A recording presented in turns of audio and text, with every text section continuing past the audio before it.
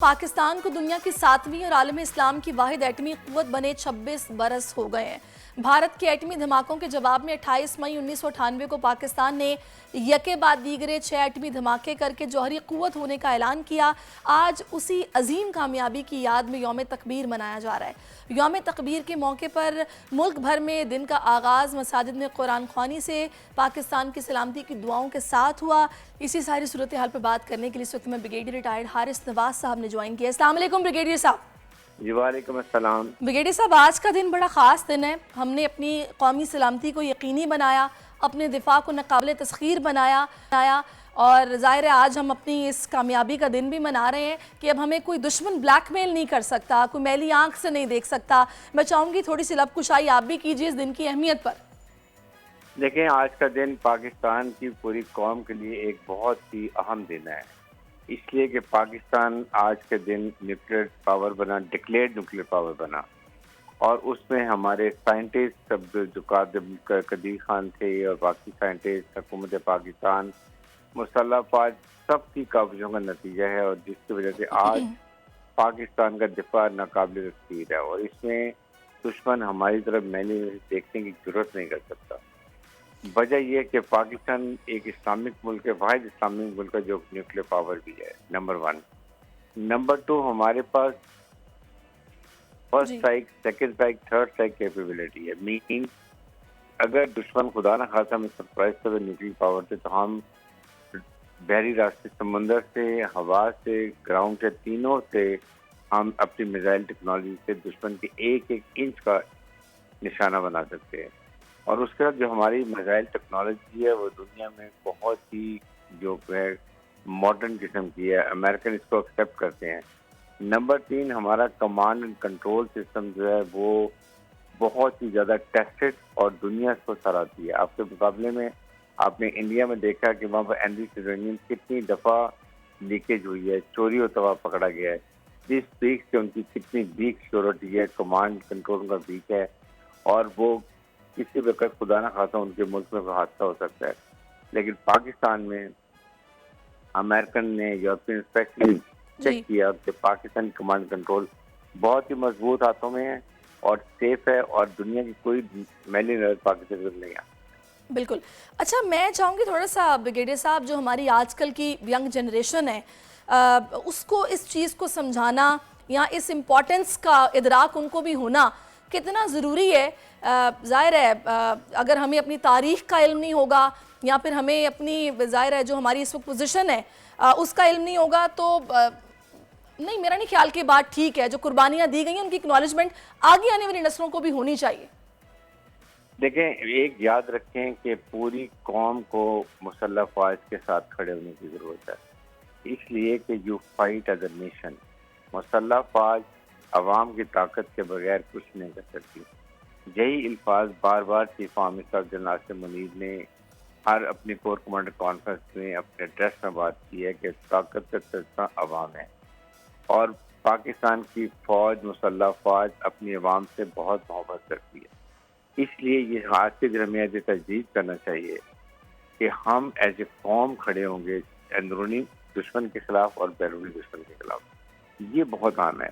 अब याद रखें, जिस दिन आपकी मुसल्लह अफवाज खुदा न खास्ता अल्लाह न करे कमज़ोर हुई, हमारा दुश्मन जो इंडिया है 1 मिनट भी नहीं लगाएगा पाकिस्तान पर हमला करने के लिए। ये हमारी मुसल्लह अफवाज और उनके पीछे कौम खड़ी है, जिसकी वजह से इंडिया को, हमारे दुश्मन को, नरेंद्र मोदी को जरूरत नहीं होती है कि वो पाकिस्तान के मैरी नजर से देखिए। अगर आपने याद हो, अगर 27 फरवरी को जब इंडिया ने एक बालाकोट पे जाके आपके सामने एक फॉल्स फ्लैग ऑपरेशन किया था, तो किस तरीके से उनको मुंह की खानी पड़ी थी जब उनके 2 जहाज गिरा दिए, उनके पायलट को पकड़ लिया और उसके बाद फंटास्टिक सी पिला के उसको वापस भी कर दिया। उसके बाद की जरूरत नहीं है कि पाकिस्तान एयर स्पेस को वायलेट करें। तो ये हमारी कौम को समझना चाहिए, हमारे शहीदों को, हमारे गाजियों को याद रखें, उनकी कारनामे जो कुर्बानी है उनको कभी भूलना नहीं चाहिए। इससे कौम को तकबीयत मिलती है। बिल्कुल।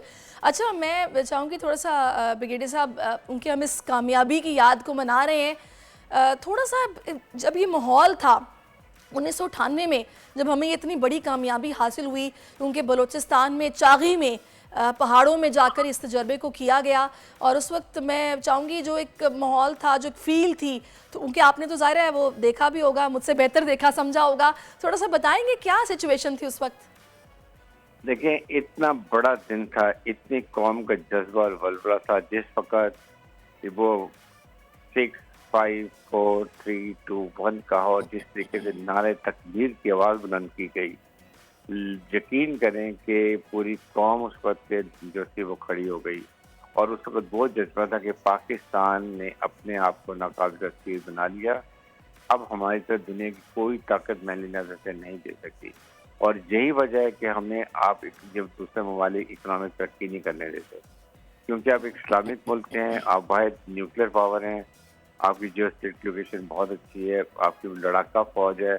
अगर आप इकनॉमिक तरक्की करेंगे तो अपने फैसले अपने मुल्क की मफादात में करेंगे, ये वो आपको नहीं करने देना चाहते। और इसीलिए पाकिस्तान में जो ये अफगानिस्तान में वेपन है छोड़ के गए, तमाम दहशत तंजीमों के हाथ में वेपन एमिशन लग गया, अब वो इंडिया रॉ पाकिस्तान में दहशत गर्दी कर रहे हैं, पाकिस्तान को डिस्टेबलाइज कर रहे हैं, बलूचिस्तान को में रोज़ाना धमाके होते हैं। द रीज़न है कि किसी तरीके से पाकिस्तान सीपैक ना बनाए, और सीपैक नहीं बनेगा तो हम वो इकनॉमिक तरक्की नहीं कर सकते जो पाकिस्तानी कौम ख्वाब देख रही है। सही। इसलिए हमें एज ए मुल्क, एज ए कौम यूनाइटेड होके एक अहद आज करना चाहिए कि हमने सीपैक बनाना है, मुल्क की इकनॉमिक तरक्की करनी है, और पाकिस्तान और कॉमेडी नेशन में एक बहुत अच्छे मुकाम पे लेके जाना इंशाल्लाह। अच्छा ब्रिगेडियर साहब, चूंकि हम पाकिस्तान की तरक्की की बात कर रहे हैं तो यमन ओमान की सूरत हाल के साथ काफ़ी जुड़ी हुई है पाकिस्तान की तरक्की।